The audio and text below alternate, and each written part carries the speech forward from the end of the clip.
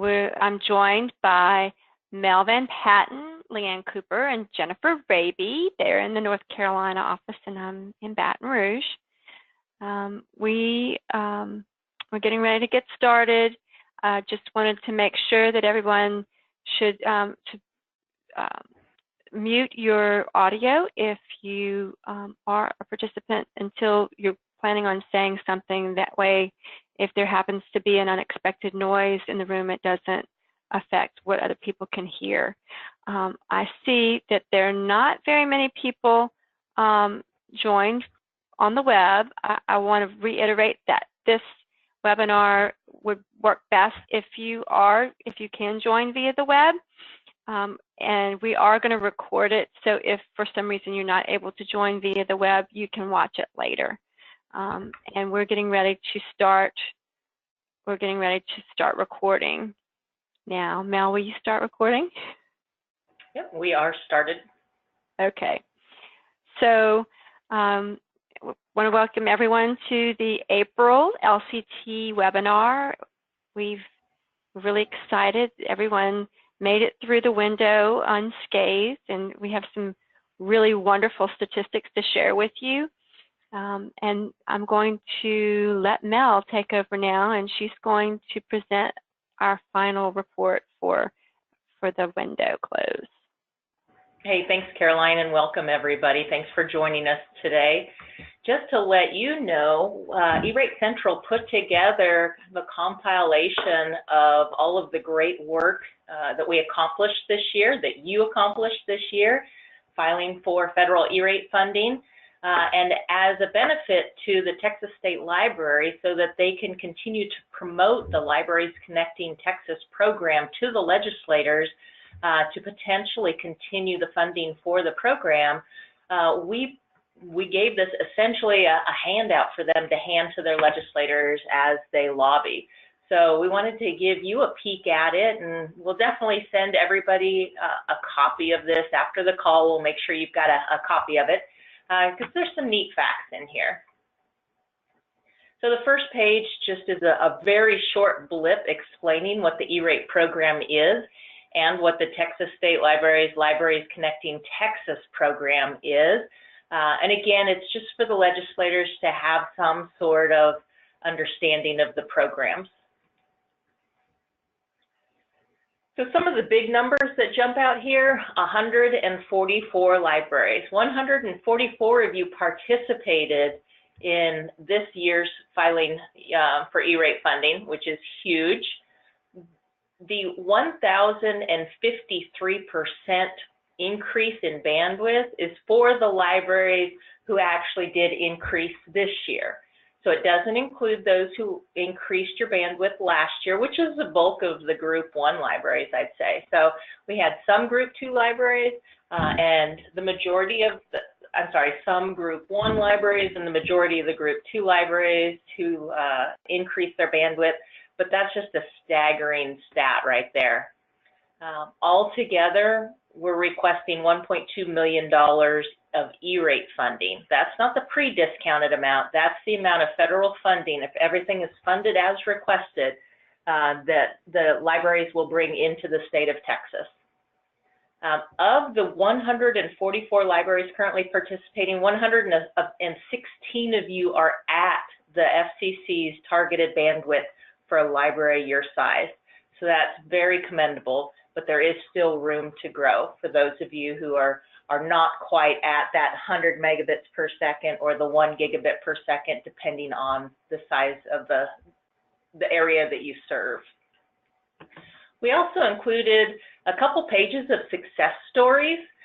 One big success story this year was the fact that Dallas Public Library, which had never participated in the E-Rate program, participated this year. They filed both a Category 1 and a Category 2 application. And the fact that they receive or are eligible for a 90% discount rate is going to result in a pretty substantial cost savings for the city of Dallas and the library itself. We were kind of proud of the city of Presidio and what they were able to accomplish. For only another $6 a month, they were able to increase 455% their bandwidth. We also wanted to spotlight Eastland Centennial and how hard the librarian worked there to get to participate in E-rate, to try and boost the budget, to make her limited budget go further, and to make the library much more relevant in her town. And then the Austin Memorial Library down in Cleveland was dealing with a ton of outside personal issues, balancing it all, and still realized the benefit of the program and was adamant that she participate this year for her library. So kudos to all of you that we spotlighted. We know there's so many more great success stories out there, and we can't wait to hear about it from you. Some more big numbers: 23% increase in library participation in the E-rate program across the state. So this is not just LCT participants, but we have a feeling if we broke down the data even further, we would see the majority of the new participation is because of the Libraries Connecting Texas program. The Texas State Libraries and Archives and their state stipend, they're going to pay $215,000 in state incentives this year. We're going to hear from Henry a little bit later on in the call, and he's going to explain those of you who are eligible to receive the state match, but those who are first-year participants will receive the state match for sure. Those who are second-year participants but actually increased your bandwidth will also get the benefit of the state match. Overall, in the price per meg, we saw a 72% decrease, which is a substantial decrease. And then 126 individual library branches upgraded their bandwidth this year. We also provided, even though Texas State Library is lobbying the state legislators, we thought it might be interesting to show library funding by congressional district. And so we included that stat in the packet. And then some of our goals going forward is just to continue to help the library successfully participate in E-rate. We want to be able to provide you the step-by-step directions, the handouts, the webinars, the training that you need to feel more accomplished so that you can take on some more of the application filing yourself, and continue to increase the broadband connectivity as needed for your library or your library branches, especially those who are still a little below the targeted bandwidth. And the other goal, of course, is to try and migrate away from the older and less stable copper and DSL connections to the fiber optic connections. So thanks for letting us share this with you. And like I said, we'd be delighted to give you a handout after the call. So Caroline? So the next the next thing is the timeline. So Mel, do you have that up? I do. So it's often confusing. E-rate's really confusing, but to know where you're at in the cycle, we're going to provide you a couple things. One, we want to show you that the applicant has a timeline as well as the service provider, and show you where you're at in the process. And it's a cyclical process, so it's just going to start over again July 1, and we just keep going from there. So step one is the competitive bidding process. That is started with a Form 470, and then you do your bid evaluation. The second step is the Form 471, where you actually apply for discounts.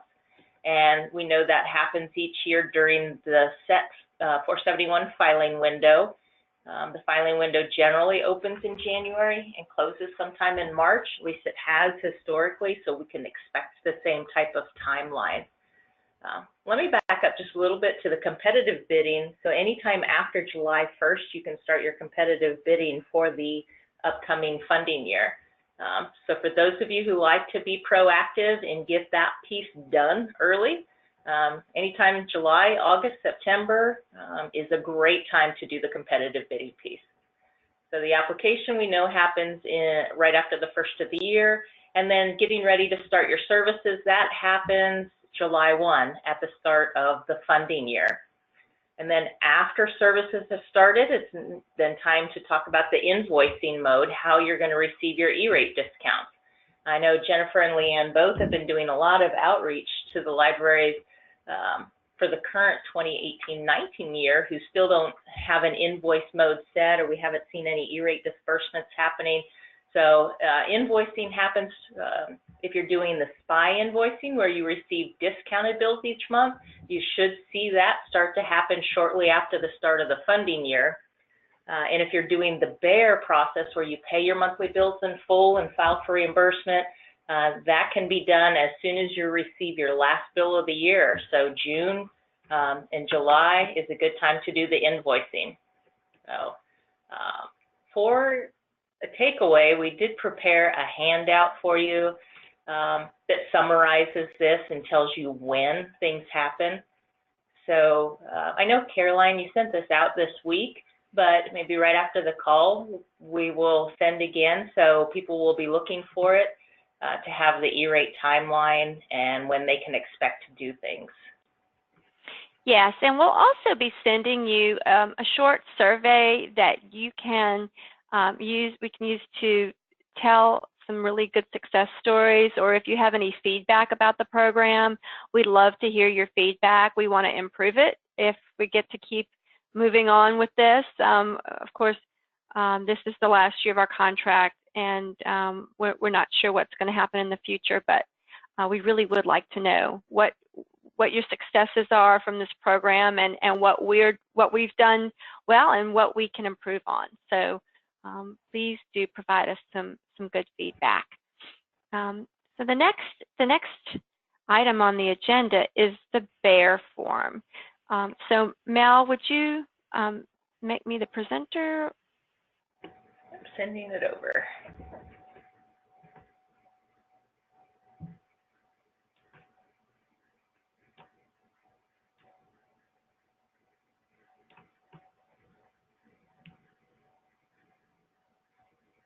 Okay. So for those of you who are going to be doing BEAR forms, there are a few things that you need to know. I think we've been sending out a lot of information recently about the Form 498. Leanne and Jennifer have been really good about checking to see if you have a Form 498 filed, and sending you information on how you can get a BEAR PIN number. In order to file a BEAR form, then you must have a PIN number to even start the process. I'm going to be using the USAC training site to show you how to create a BEAR. But in order to create a BEAR, you'll need to have a PIN number, and you need to make sure that you have an approved Form 498. If you are unsure that you have a Form 498 that's been approved by USAC, then please let us know.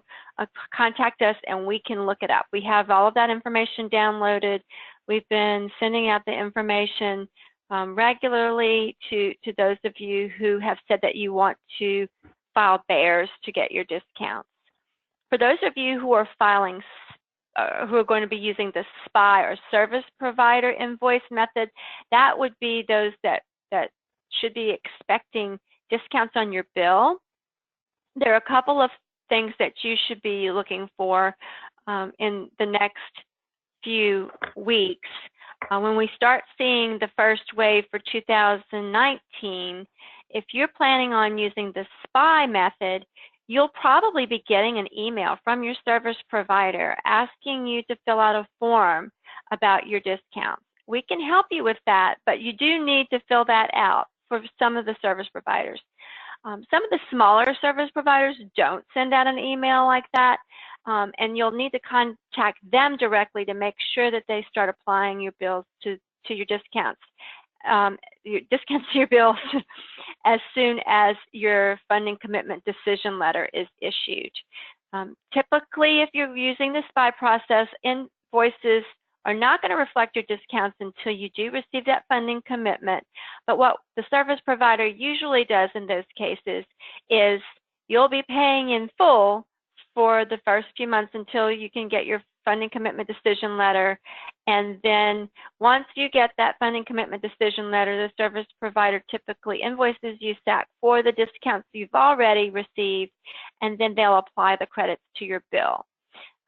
If you go a long time without getting funded, 6 months or so, we typically recommend that you go ahead and use the BEAR process, or you'll get a really high credit on your bill, and it might be confusing. So that's typically up to you.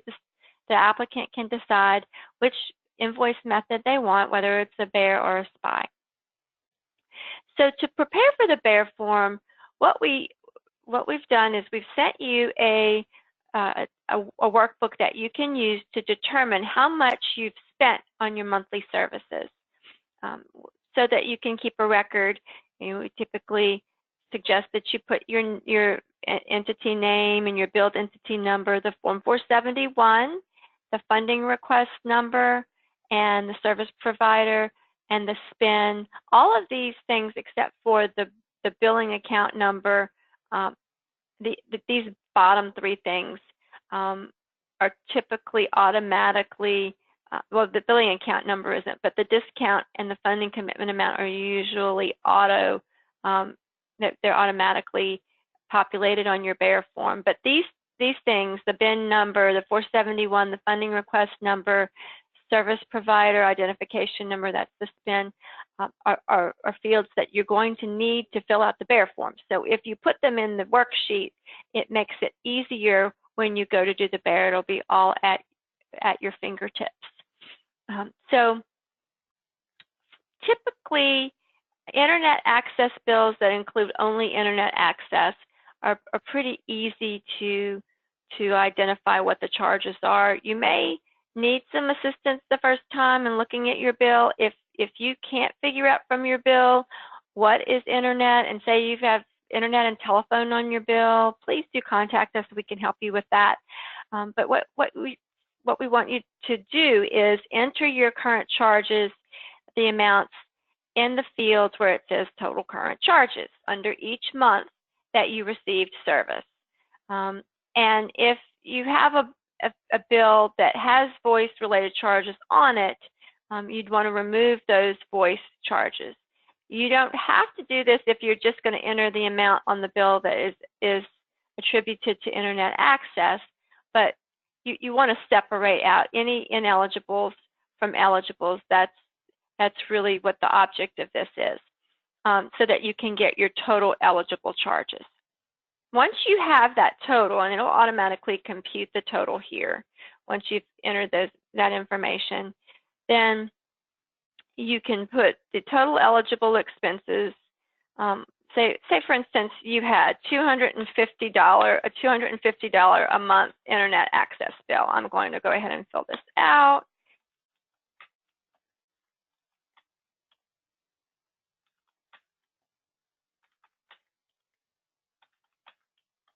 And some of you may find that you have different amounts because you started out July with your old service and you had to migrate to a new service. So sometimes these amounts might not be consistent. So you'll have your amount here that of the total eligible expenses, and it should automatically compute here. I'm not sure why it's not doing that, but so if you... Hey, Caroline, I bet if you stick in your discount percentage, it'll then auto-calculate. You're right. So let's say it's a 90% discount. Thank you, Mel. You're welcome. So you have to put that discount in there for this particular thing. So your expected reimbursement right here is $2,700. So when you go to fill out the BEAR, I'm just going to I actually have a training site bin, so I'm going to put that information here, and then this way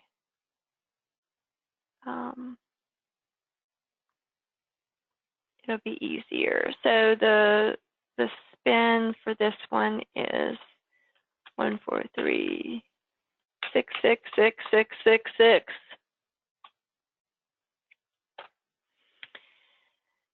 And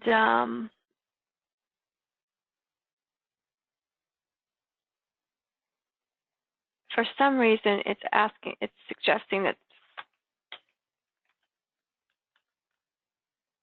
an applicant Form 498 ID. So I'm going to put that there. This is not a dollar amount.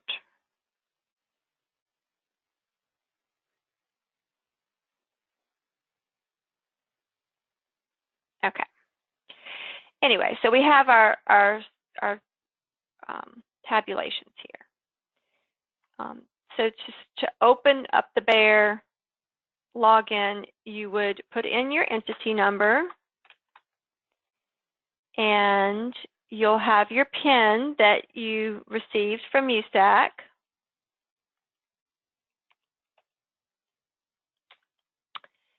And then the email, it would be whatever email address that you sent when you got your PIN number.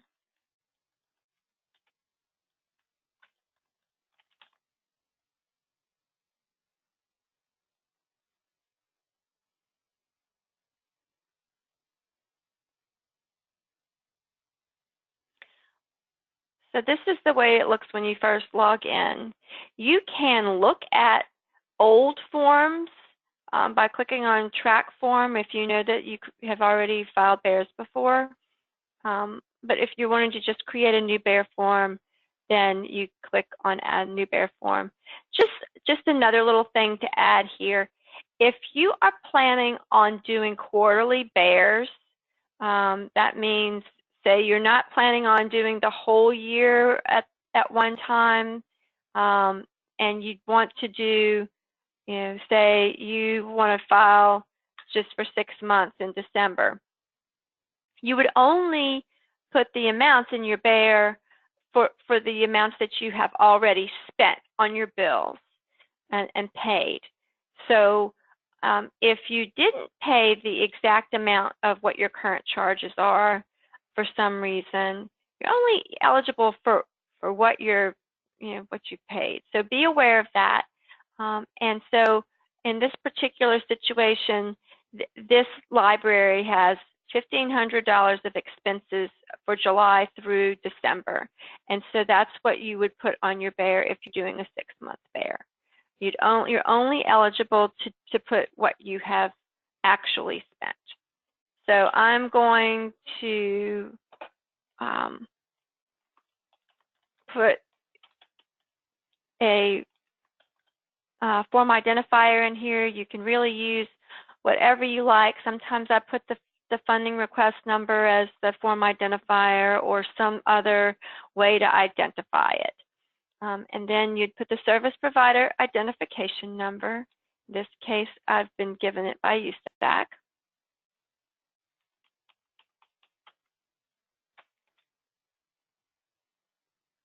Let me count those 6s. Should be 6 6s.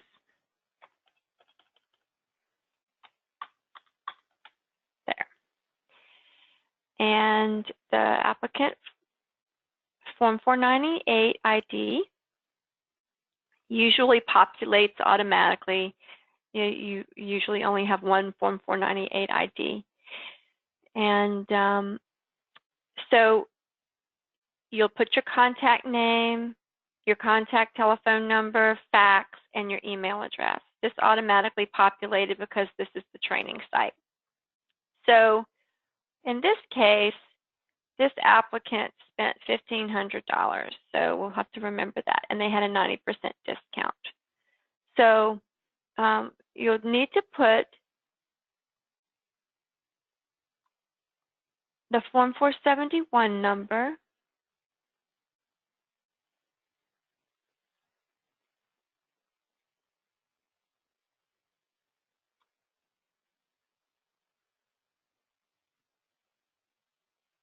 okay. Bear with me for a second here.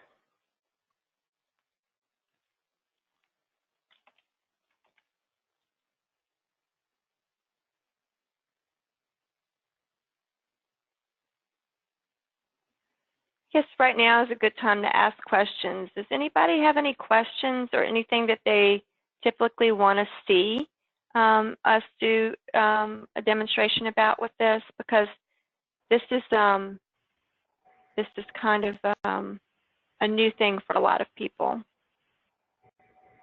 So Caroline, we did have a question from the chat. It says, if we selected a vendor and elected to do a 5-year contract, would we only be responsible to do the 471 every year and not the 470? Is that correct? And Blake, the answer is correct. So the 470 is that procurement piece. So you've already done the procurement and awarded a contract. And the 471 asks for 1 year's worth of funding. So annually throughout the term of that contract, you just need to file that 471 within the filing window. Okay, so I had to pull up the Bear Training Site funding request numbers. So we have, we'll use the one in the very first line. So the funding request number is typically found on your funding commitment decision letter, and we can give it to you too if you like. Typically, if we're doing Bear for internet access, it's a monthly bill, and if you're doing from July 1st, you would put July 1st, 2018. In this case, this applicant, of course, has an 80% discount based on whatever was pre-populated for USAC. So it's going to automatically, once you put in your form number and information, and you actually identify yourself, it'll display your discount rate automatically, and it will automatically calculate it for you. So if you had a $1,500 expenditure, then it shows that you should get $1,200 back. If your commitment amount was less than what you put on here, it won't give you more than you actually you were actually committed. So be aware of that. Typically, it's a good idea to know exactly what your commitment is before you're starting this process. Hey, Caroline, here's a question we get a lot. How frequently can they submit a Bear if that's their preferred method of discount? You can submit it as often as you like. Some people choose to do it monthly if they want to, or quarterly or annually. It's up to you as to how you want to do it. Because it's an automatic funds transfer disbursement now, it comes easier to file and get your money back directly. It used to be that you actually, the check went to a service provider, and the service provider had to send you a check and all of that stuff. So depending on your cash flow, you can file it as often as you would like. So you will have to certify to all of these things. And let me just explain what you're certifying to here. That you are only putting eligible charges in your Bear, and that the discount services, that you actually have been billed and paid for all of the services you're putting on the Bear, and that you it's only for eligible services that you included in your 471 and that were committed and approved by your funding commitment decision letter, and that you might be audited. And so you have to certify that you're compliant. And so in order to certify the Bear, you basically click the signature box. You want to put your phone number in here and make sure that you have all of the information in here.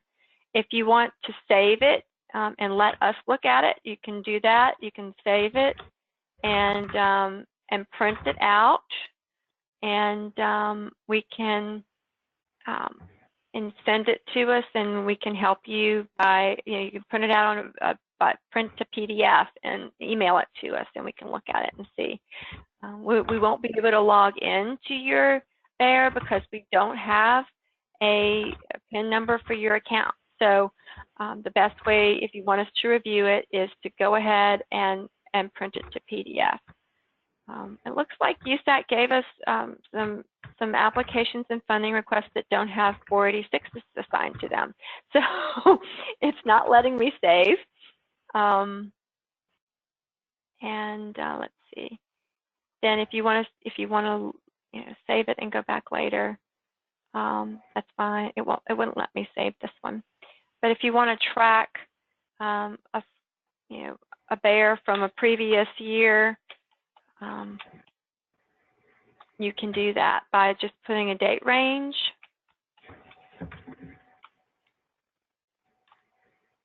And it'll pull up a bear. So to print the bear, this is one that was already saved, so that'll be helpful. In this case, there were two Forms 471.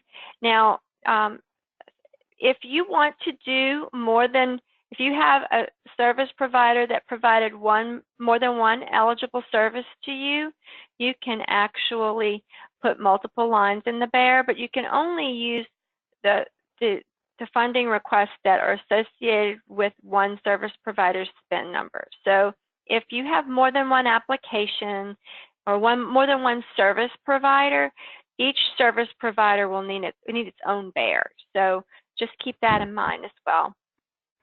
And in some cases, you may have a Category 1 and a Category 2 application, and the service, if the service was provided by the same service provider, you can put them both on the same form.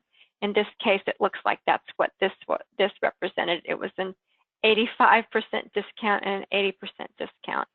I'm not exactly sure why they had two different discounts, but anyway, this is an example. So to print, you can click on the printable page, and it will show you the bear form, and you can print it to a PDF and send it to us to review with your tabulations.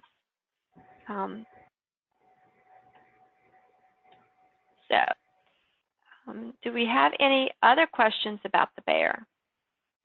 We had a couple questions. One was just getting clarification that if you do a bear multiple times throughout the year, you'll have a new bear number or new invoice number each time. And the answer to that is correct. So you're going to create a new bear each time because the one that you've submitted, you can't go in and edit and update it. So just go through this process every time that you want to submit a new bear for a new period of time. And the other was a kind of a comment that the bear seems to be a lot of burden on the applicant, and if you can request discounted billing rather than having to file a bear, then that seems like it would be easier. And while it would be less of an administrative burden to do the SPY method, the benefits to doing the bear is that it gives you the control over your E-rate discount, make sure that it's applied correctly. The SPY that all method ineligibles have been removed, and that you know that only eligible services are being billed.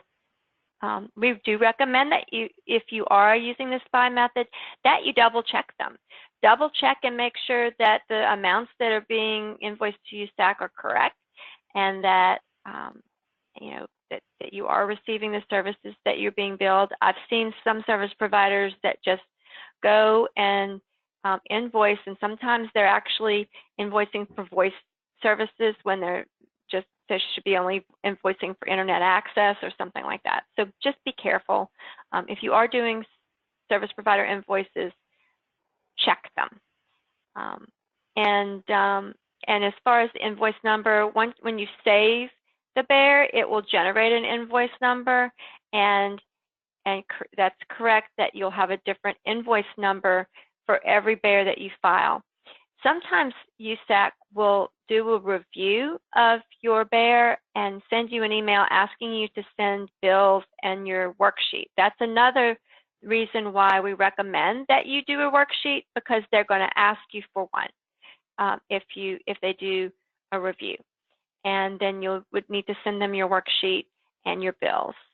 They're just double checking to make sure that all the services that you have on your bill were services that were on your 471 that were approved and that you paid for them. So don't put the whole amount for the first bear if you haven't used all of those discounts yet. Only put what you've been billed and paid for. Are there any other questions? Oh, so an example is a 6 months reimbursement, then another bear number is needed for the next 6 months reimbursement. Yes. So in this case, I was doing a half-year bear. If you wait till the end of the year, you can just do one bear for the whole year. Or if you're doing a monthly bear, you would also, you would need a bear for every single month. And okay, any other questions about the bear? Again, the Form 498 and the PIN are requirements to do the bear.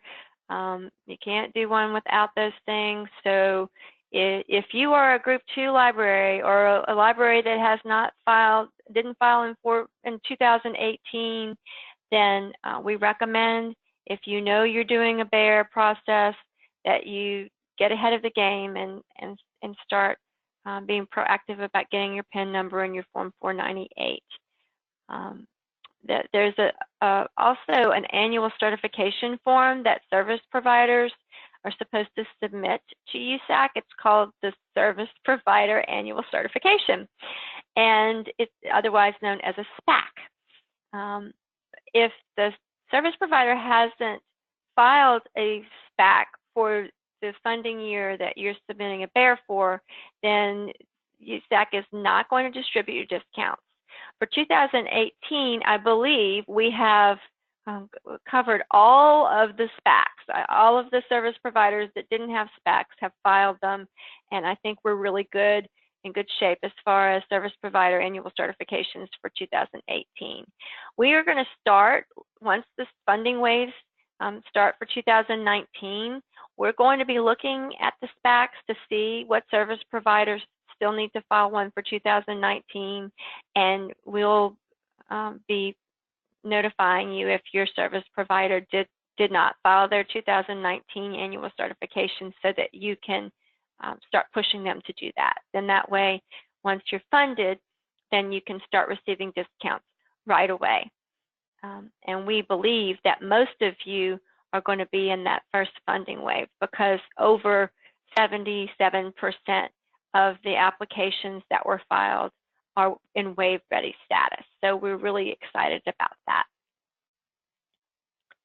Any other questions about the bear? Okay, so I will put away the bear for now, and I have the next thing on the menu is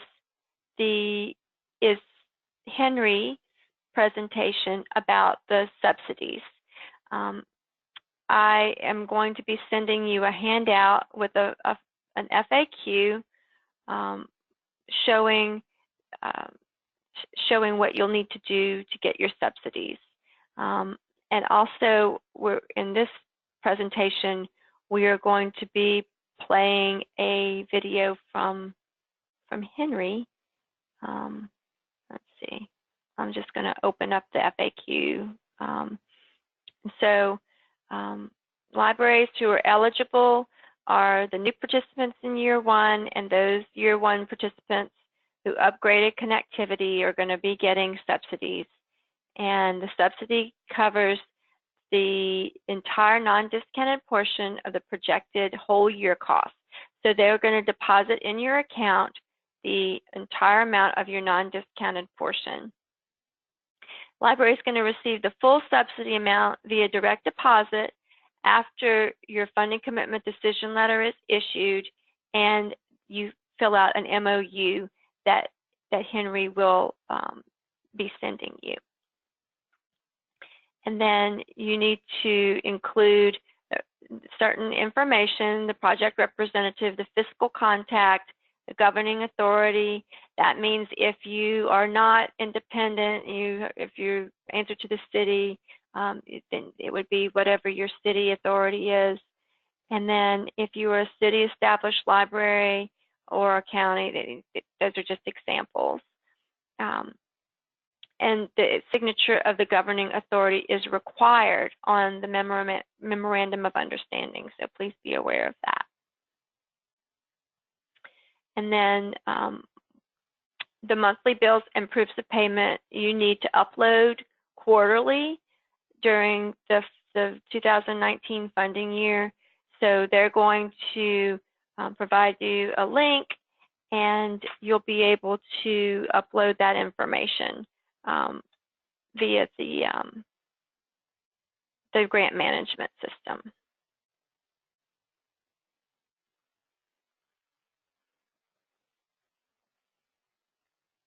Now, this is Henry. I'm going to pause it for a second. But I will be playing this video that Henry's prepared for you.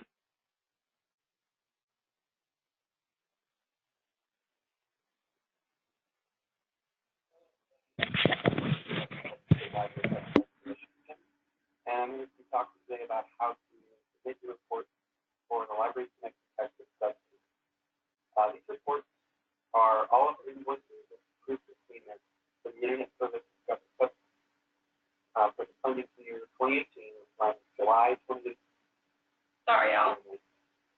So all of those bills and invoices need to be uploaded to the system. We try to make it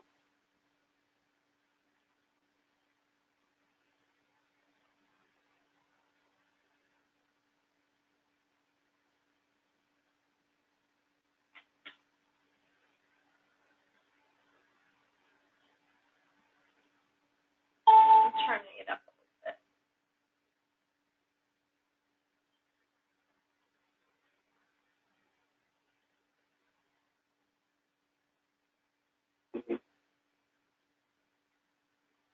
as commission. And I'm going to be talking today about how to submit your reports for the Library Connect Texas subsidy. These reports are all of your invoices and proofs of payment for the Internet service that you got the subsidy on for the funding year 2018, which runs July 2018 to June 2019. So all those bills and invoices need to be uploaded to the system. We try to make it as easy as possible, just a few steps. So I'm going to show that right now. There's also a handout if you want to use that to follow along. So the first step is to go to grants.tsl.texas.gov and log in with your username and password. Your username and password you should already have through email from me, but if you haven't gotten it, reach out and I'll have to send it to you right away. Once you got that, just click on the sign in button and enter the GMS, the grant management system that the Texas State Library uses for all of its grants. Now this particular grant is a non-competitive grant, so we want to go to the non-competitive grant page. There's two ways you can get there. You can either use the blue button on the left here that says NC Grant, or you can go up to the top to the drop-down menu in the NC Grant and click on the non-competitive grant. On this page, you should just see one thing, not all of these. Unless you're in ILL lending, you might see that there. But what you want to look for is the one associated with Libraries Connecting Texas 2019. So find that Libraries Connecting Texas 2019, Texas State Library Archives Commission line with a link there, and click on that to go to that page. One should already be set up for your library. And here you can see it. You can ignore all this information. It's already been set up for you. And you can scroll down to the bottom where you'll see a button called Add Notes. This is the button that you'll use to submit your documentation. You're going to already have the files, the PDFs are preferable on your computer already before you take this step. And hopefully you can batch them together. But if you have separate files for each month, that's fine too. And how this works is just click Add Notes. You can type in here any kind of information that you like. That's optional to give me a sense of what the document entails inside it. And then you just click the Browse button and locate on your computer where these invoices and proofs of payment would be for the specific month for that period, like July 20th to June 20th. In this case, I've already uploaded. If this is the future, July through September, October, December, and January through March. And so let's say this is the fourth quarter and I finished the E-rate year and I'm ready to do my last step, which is the April through June set of invoices. I put them all together. Again, you can do it separately if you need to. And then I just open them. They show up here next to the word browse. If you're not done yet, you want to click the word add note one more time to upload them. And it'll take a moment for it to show up on the page, but it just, okay, great. It's uploaded the file, and now you can see at the top it shows the dates that I uploaded the file and the timestamp. So we've got that ready to go, and that's done it. And so you're done. That's it. And so I'll be checking periodically to look in at this page for you and just looking at each of these files you've uploaded. You can add as many as you need to and just upload the files, adding notes and explaining what you have there.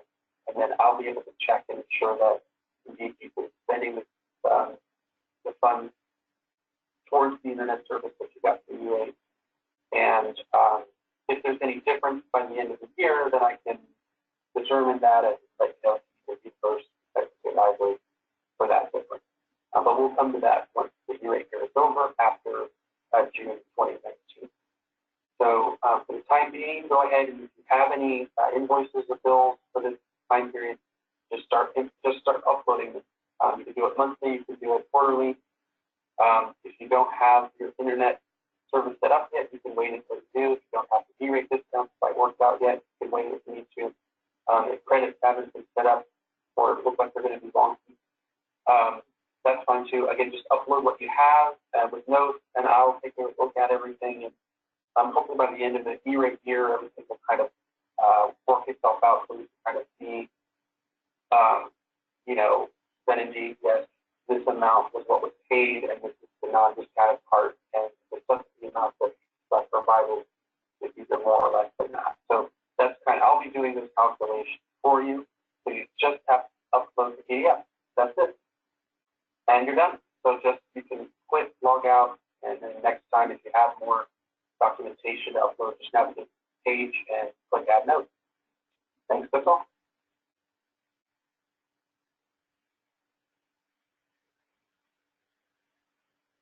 So that is video. So he has provided a link in his PDF that we're going to be sending out to you if you want to watch that again. And again, we're also going to be sharing with you his FAQ document and as well as the other documents that we've promised you, such as the timeline, and we're sending you the link on our survey. Other reminders that we have for you: if your application is in the PIA process, you're going to be getting emails. We're also watching for those PIA requests and helping you respond, but it's really a good idea for you to just be aware of the PIA requests and when they're asking why. Make sure that you decide what your invoice payment is going to be for 2018. If you did file in 2018, we're almost at the end of the funding year, which would be June 30th. And so if you don't have discounts applied to your bill yet, you may decide at this point that you want to file a mayor, and that's fine. So you be aware of your bill, look at them. If you're unsure what's going on with your bill, if it's difficult to read, please reach out to us. We look at a lot of bills, so we should be able to help you decipher what charges you getting for your internet access or for your other services that you applied for. Once Caroline, we're having a difficult. Hey, Caroline. Funding ways, there will be an email from USAC to you with your funding commitment decision letter.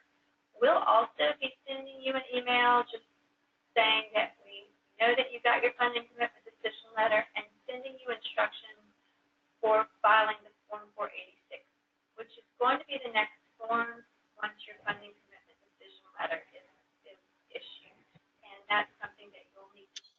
We'll be demonstrating the 486 on our 2019 May LCT call next month. So, Mel, do you have anything else that you want to add to what we set up? No, I think today's call was really informative. As always, we'll send out the links to the recorded session as well as all the handouts, that Caroline just promised. So if we don't have any other questions from you all, we'll go ahead and stop the recording and we'll get back to work. Thanks, everybody. Have a great day. Bye-bye.